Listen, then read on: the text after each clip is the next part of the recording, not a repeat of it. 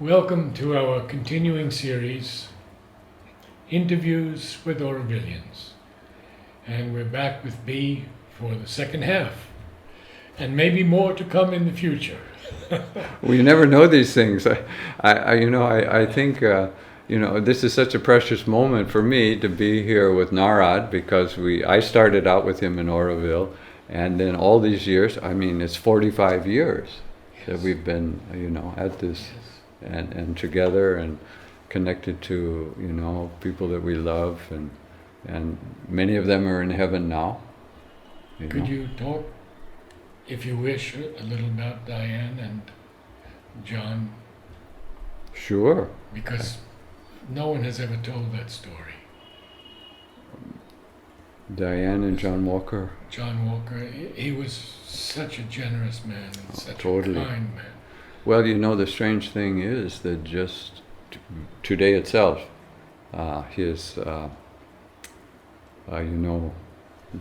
daughter, Orlis, is married to Akash Kapoor. And I met Akash just a few hours ago in the market. And he said, I'm writing this book, about John and about the mother. And he had interviewed me for that book. And he said, I remembered some of those things you said. So it's interesting to me that you said it right now. Yes. So that's very close. But Diane, who was, of course, married to Larry, and Larry is just here. Also, so all these things are interrelated. They're so connected. And yeah, Diane, I was very close to her. We were working together on Matra Mandir. And actually, when she fell on the Matra Mandir, I was standing not so far away. She came that morning, she came late, and we were already out doing the work. And she was in a very, very happy mood. And sometimes she would joke around, and it was good. She was, but she slipped.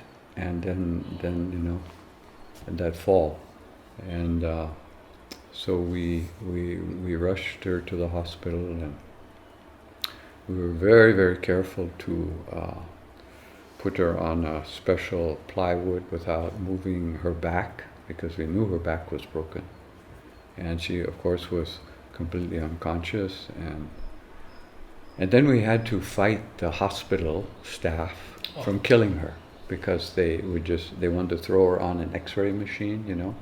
It was a very, we don't want to go into all these details, but finally, it stabilized, and I saw the X-ray. Actually, her neck was broken, and you could see the separation between the vertebrae, where it was broken. And they said, well, she's absolutely paralyzed. She may not even recover. She may not recover consciousness.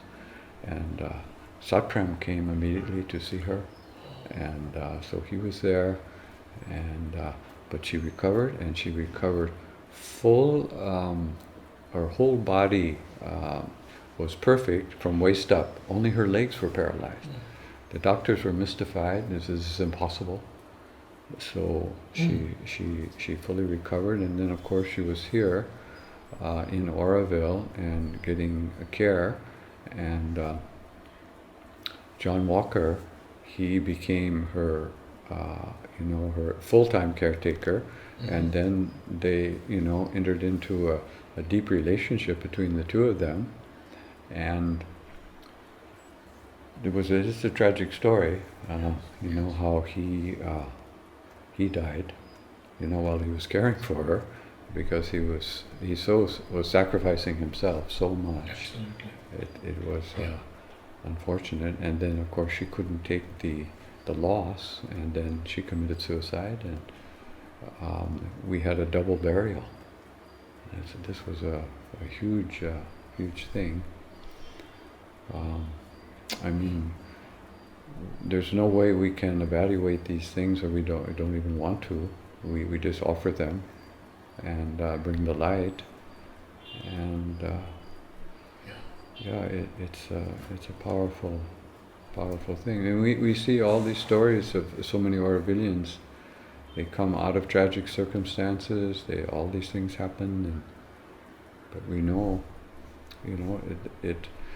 I still, I still, what happened to me too when I was first coming, it was Jyoti Priya, Judith Teiberg, who recommended I read The Adventure of Consciousness. Yes. And so I read that before as many Westerners did. As many Westerners did. And that impressed me. And Satprem said, and he even said it more directly in his later book, On the Way to Supermanhood, Yes.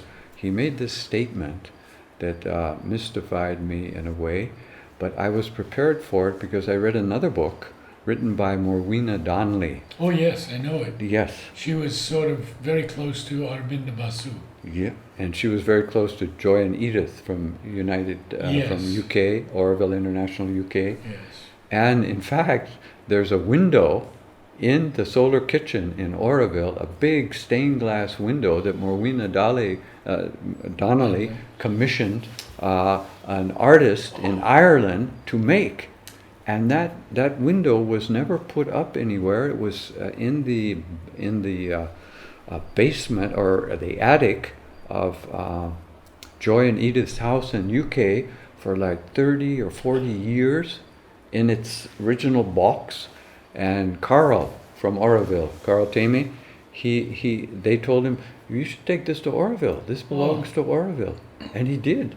And then Gilles Guigon put it there in the solar kitchen. This beautiful stained glass window with Mother and Sri Aurobindo symbol combined.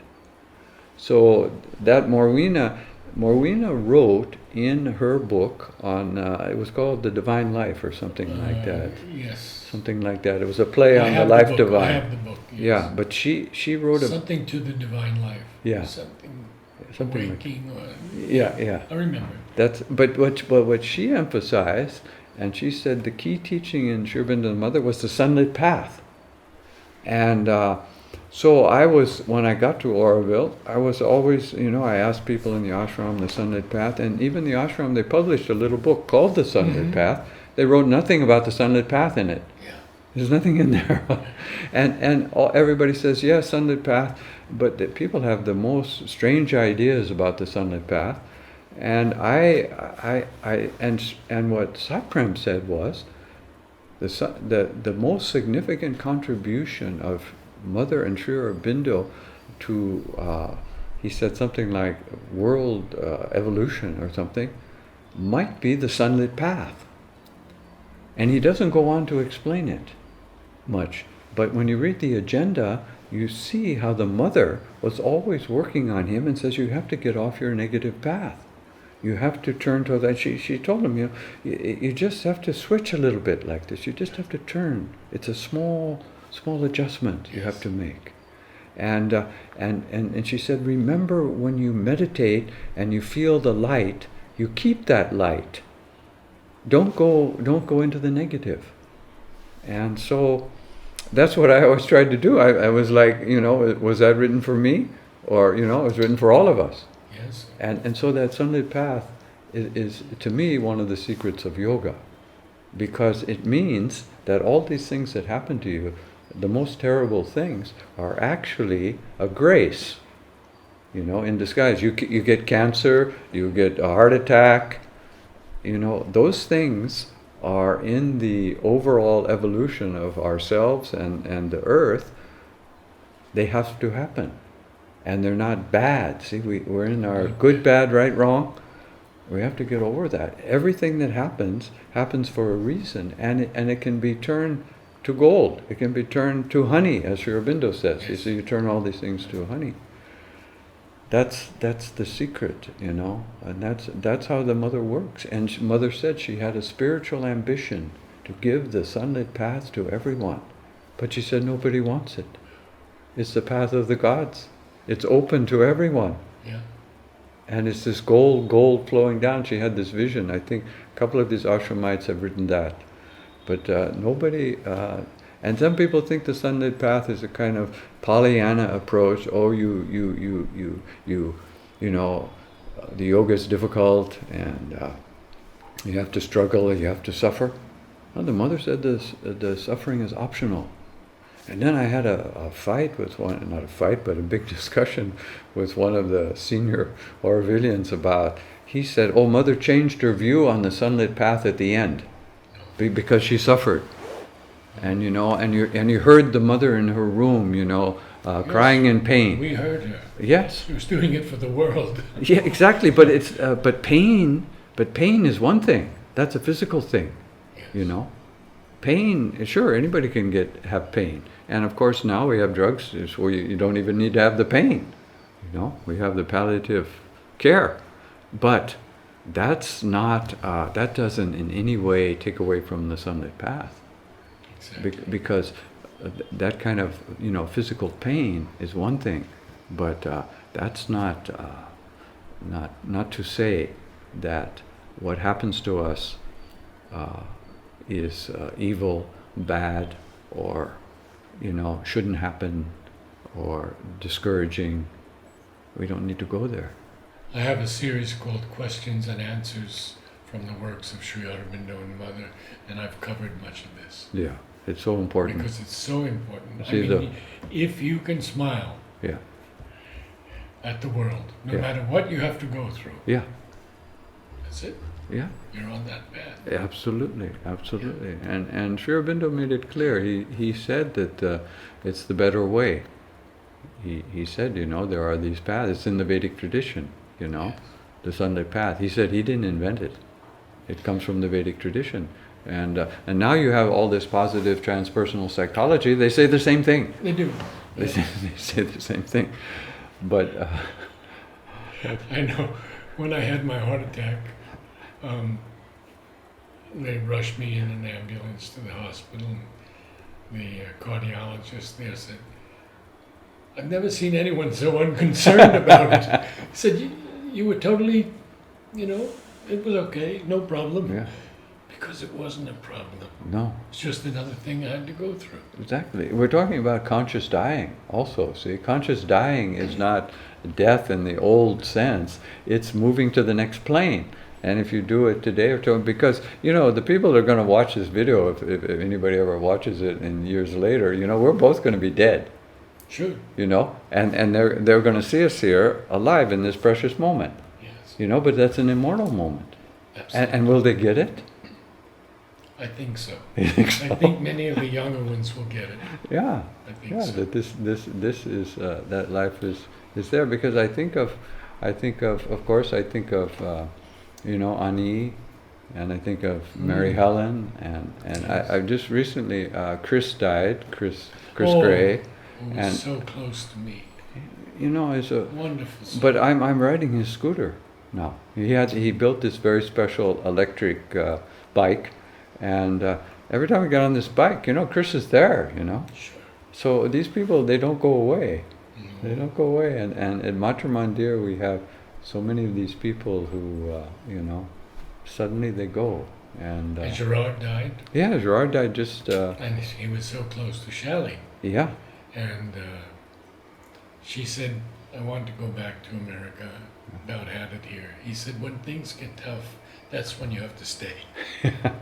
And so she's staying. Well, Gerard, he had some ups and downs himself. I was very close to him too, Oh. because of course our friend Marcia, who came to the nursery, Ah, yes. whom I had two of the happiest years of my life with Marcia in the nursery, and you were there. Yes. And so Marcia, of course, she left me to go with Gerard. Oh, I didn't know that. Yeah, she went with Gerard, but she said, it's not because I don't love you. He said, because I have to go with him because he's going to commit suicide. And so then she went with him. But then she came back to me after 2 weeks and she said, no, I can't take it. I'm going to come back to you. I said, all right, will you take me back? I said, yes, I'll take you back. But then 2 weeks later, she went again with him. She said, he's really going to kill himself. Whoa. So I have to go. And she said, I won't do this to you. I'll stay with him. But then, of course, later he left her, Yeah. And then Fabienne, and he has another daughter. So these are these stories. These are these life, epic Yes. life Yes. journeys that somehow we're privileged to be part of. And I look at these families in Oroville. Frederick just got married. Just got married. Yes. I was there, you know, and you I'm went looking. to the wedding. Yeah, it was right there in Certitude. It was so wonderful, and it was like a family thing, you know. And Shama, you know, his first wife, and She was there. she was there, And the kids. and the kids, Oh my you know, goodness. and they even brought, you know, one of the boys. What's his name? He lives in Switzerland now. Teddy? Yeah, no, Taddy is there. They call him Arista now. Teddy, but I'm trying to think of this guy's name. Anyway, Yeah. I know it so well. But you know, as we get older, some of the names they slip out. You have 100% better memory than mine. But you know, it's just you know, the grace to be here, and you know, I mean, what can we say?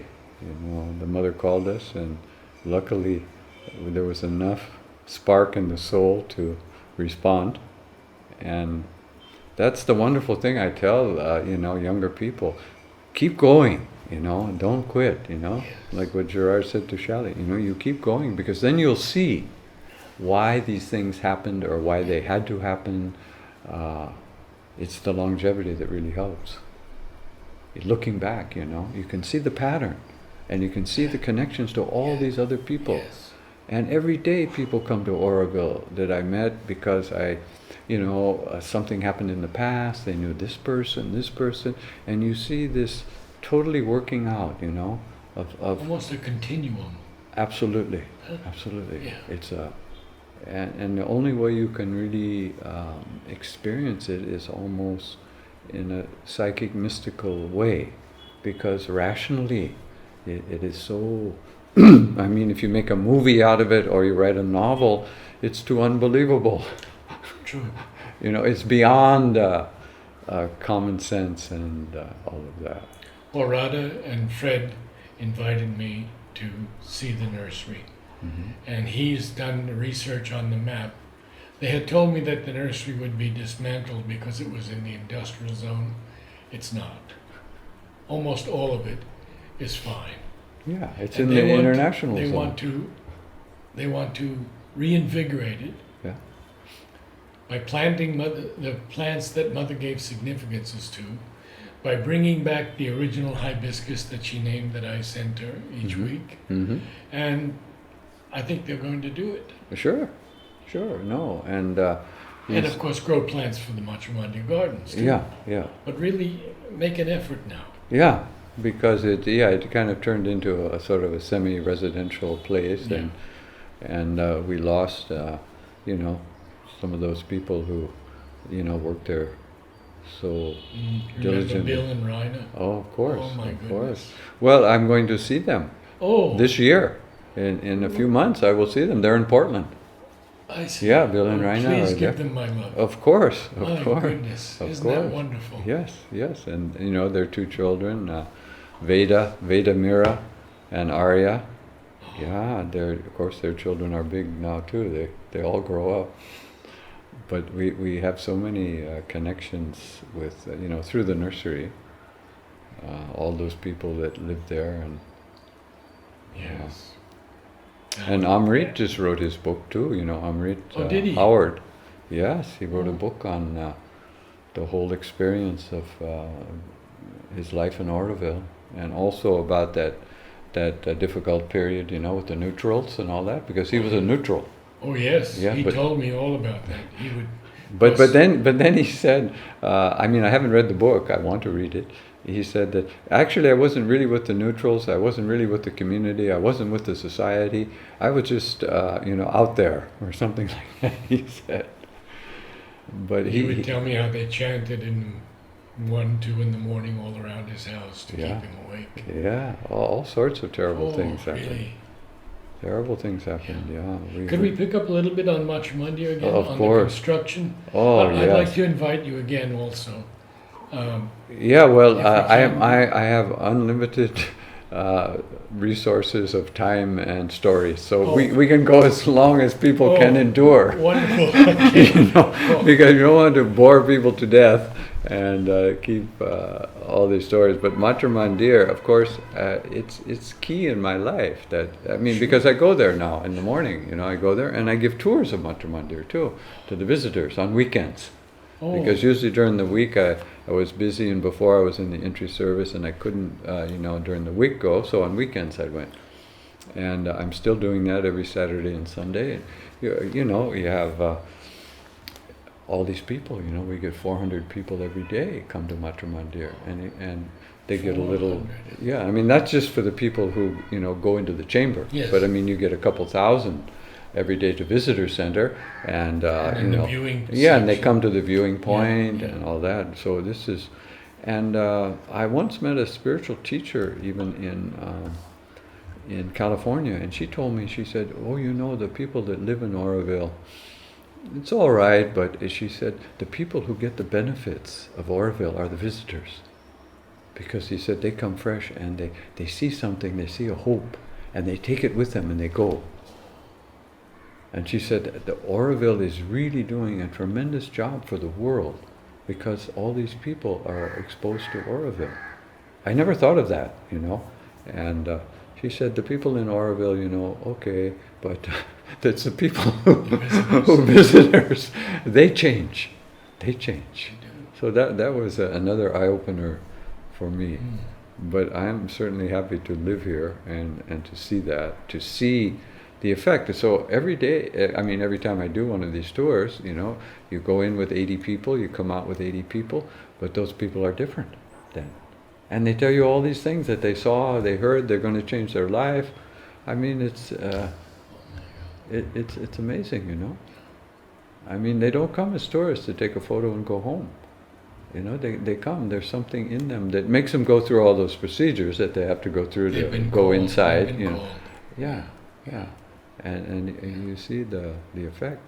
And I thought of that. I remember when I was working on the ramp, back in the 70s, with the hacksaw. And we had, 3 years every day to make that ramp. And that ramp was another impossible job. Piero had put some people on that ramp, to make it. And we had to make 22 sections, and he had the plan. This consulting engineer from Chennai, a world consultant, he had, designed it and all that, and we were following his plan.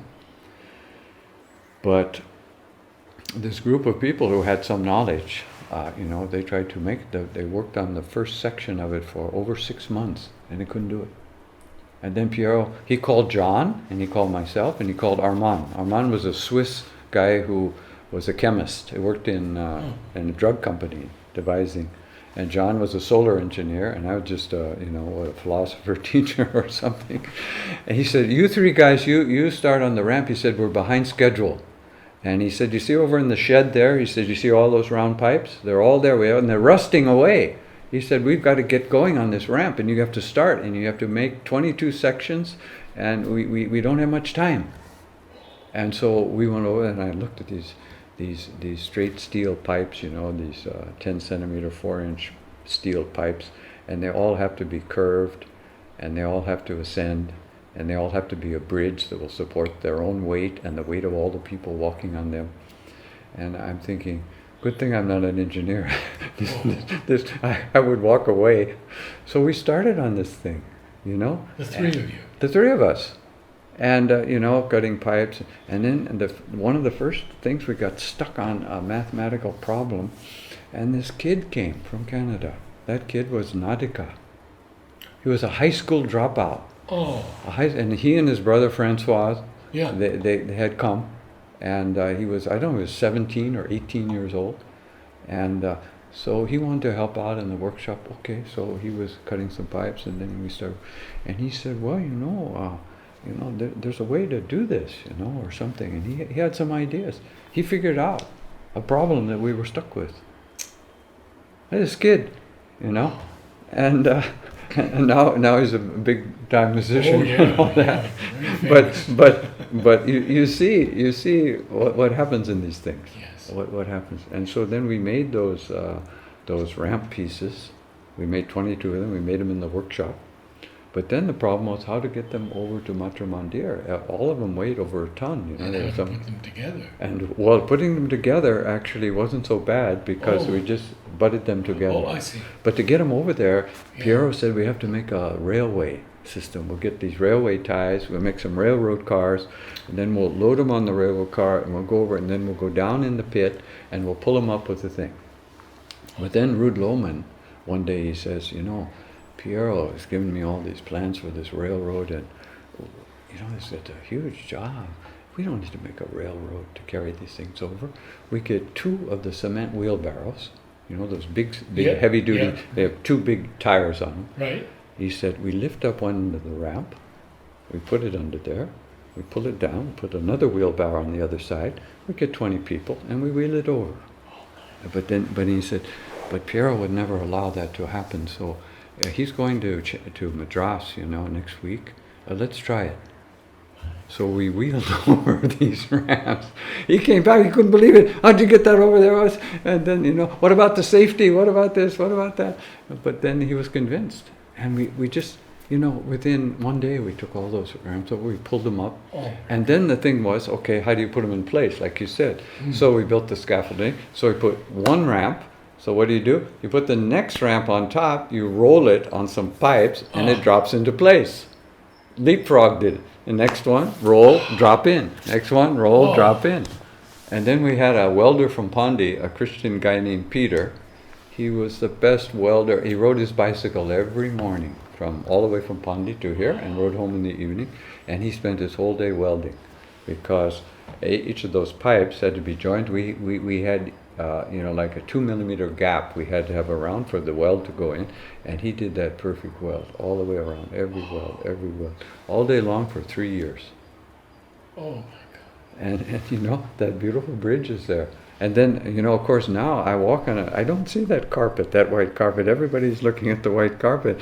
But I'm looking right through that white carpet. I see all those pipes in there, you know, all those reinforced pipes. It's just like a bridge, you know, with all those reinforced, and all those long plates that we had to cut to slide the other pipes on, you know.